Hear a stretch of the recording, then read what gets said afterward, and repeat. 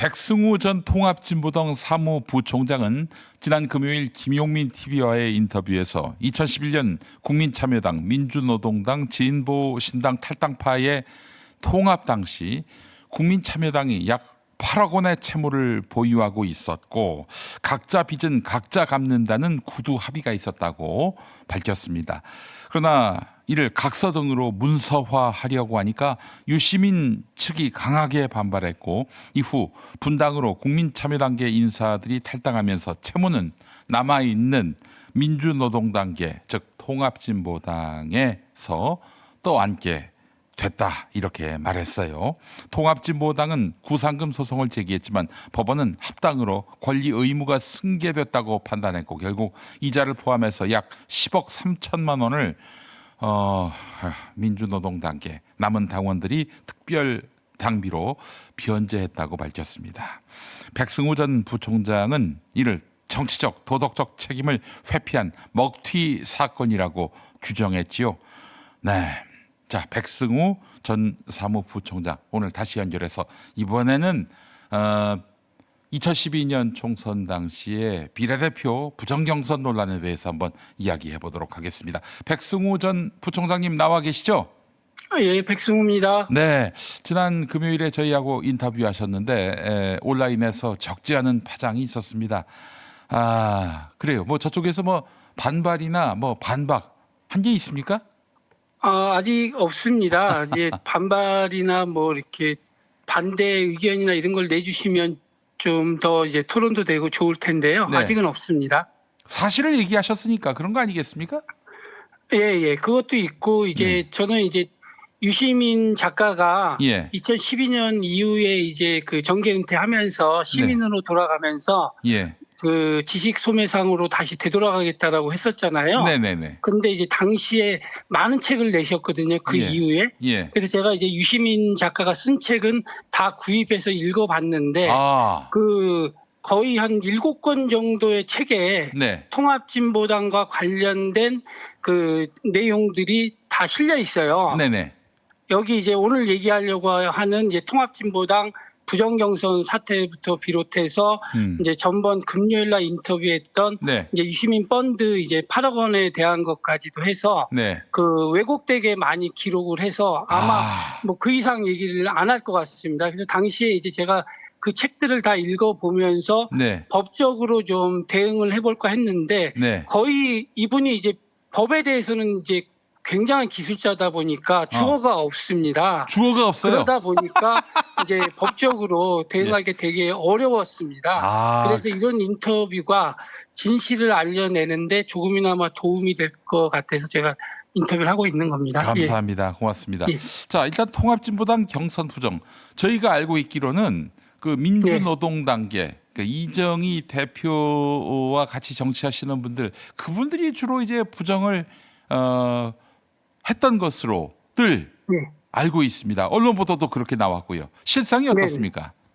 예, 먼저 제가 인터뷰하기 전에 네. 그 14년 전에 2012년 총선 당시 예. 통합진보당 비례대표 경선 부정선거에 대한 진실 규명과 단결을 호소하면서 네. 통합진보당 대방동 당사 앞에서 분신했던 네. 박영재 당원이 계셨습니다. 이제는 좀 그 편히 하늘나라에서 네. 평화의 안식을 누리길 바라면서 오늘 인터뷰를 시작하겠습니다. 예, 박영재 당원께서 그 일로 이제 아이고 분신하셨군요. 네, 그 당시에 이제 분신하시면서 20일간의 사투를 거쳐서 네. 이제 목숨을 잃으셨습니다. 아이고야. 이제 그분이 이제는 편안하게 네. 좀 쉬시길 기원하면서 인터뷰 시작하겠습니다. 네, 말씀하시죠. 예. 예.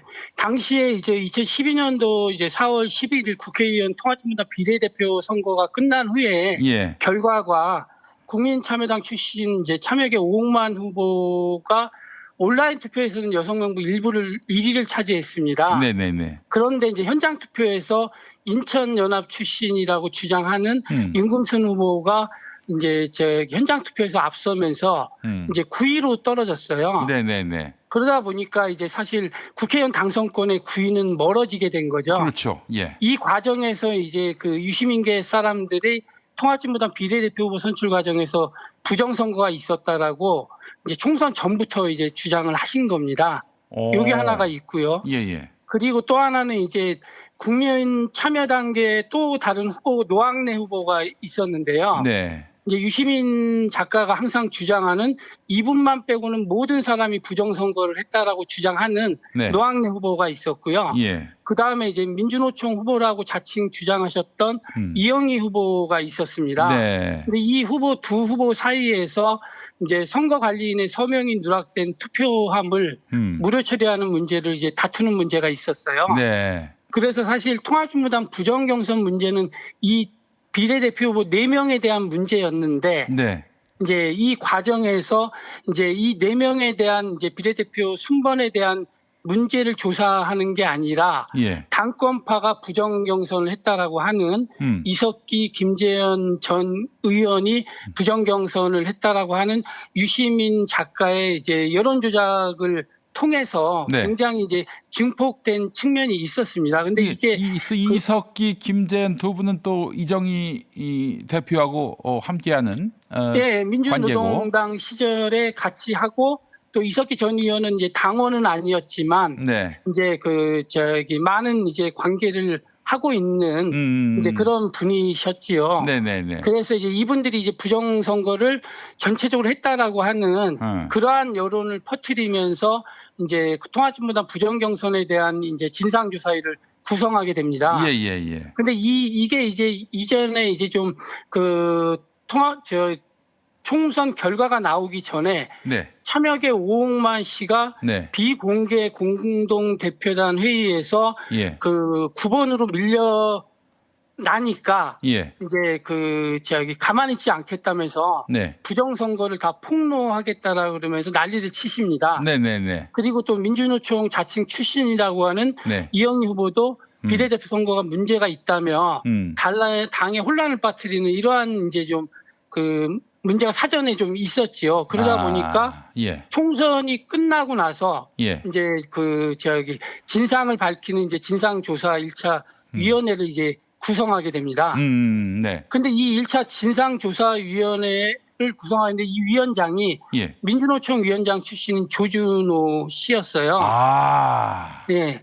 근데 이 진상조사위원회 구성도 이 당시에 4명의 문제가 있다라고 하는 측의 사람들로 구성이 됐었습니다.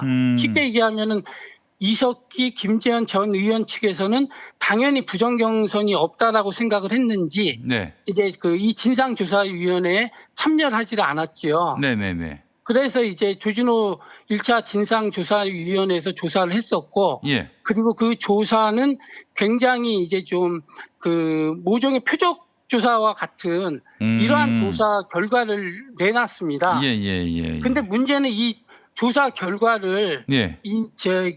공동대표단에 제출을 해서 네. 사전에 이제 검토하고 진상조사가 맞는지를 이제 판단을 해야 되는데 네네네. 조준호 위원장이 5월 2일 날 국회에서 기습적으로 네. 통합진보당 비례대표 선거는 총체적인 부실 선거였다라고 발표하면서 2012년. 대혼란이 네. 됩니다. 예. 네.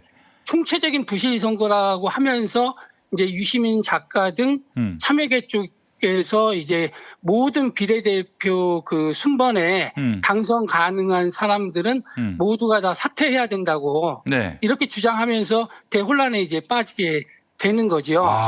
그렇군요. 예. 근데 이 과정에서 이제 예. 이정희 대표, 공동대표는 뭐 완전히 배제가 되고 자기들 마음대로 이제 발표를 한 거네요. 예, 맞습니다. 예. 그래서 이제 당시에 이제 공동대표단에 이제 제출을 해서 이게 사실적인 관계가 맞는지를 조사가 맞는지를 확인해야 되는데 네. 이런 거 없이 이제 총체적인 부실 선거라고 규정을 하다 보니까 언론에 대대적으로 보도가 되고 네. 걷잡을 수 없는 이제 혼란의 시발점이 이제 된 것이지요. 네네네. 그러면서 이후에 이제 검찰 수사까지도 네. 압수수색, 그다음에 이제 수사 이런 과정을 좀 거치게 됐던 겁니다. 문을 열어줬어요. 이제 검찰로 하여금 들어와가지고 이명박 맞습니다. 정권의 그래서 검찰로 하여금 이 당에 들어와서 다 털어가라 이렇게 문을 열어준 셈이네요. 저 유시민 씨 등이. 예, 문도 열어줬고 예. 검찰이 압수수색을 왔을 때 네. 투표함을 보관했던 장소까지도 다 지정이 되어져 있었습니다. 그래서 이제 그렇군요. 굉장히 그 당시에 이제 당이 어려움을 좀 겪었는데요. 네. 근데 역설적으로 이제 검찰의 수사를 통해서 네. 이 부정 경선을 했던 그 인물과 세력이 누구인지가 예. 이제 다 드러났던 거죠. 자, 그래요. 그 결국 검찰 예. 수사 결과 누가 예. 부정 경선을 했습니까? 당시에 이제 검찰이 이제 전국적으로 이제 모든 당원들에 대한 압수수색을 시작하면서 2,000명 정도의 압수수색을 했었거든요. 네네. 조사를. 예. 이걸 통해서 이제 드러난 거는 유시민계 오홍만 비례대표 후보가 네. 제주도의 M건설사라고 하는 사무실을 통해서 네.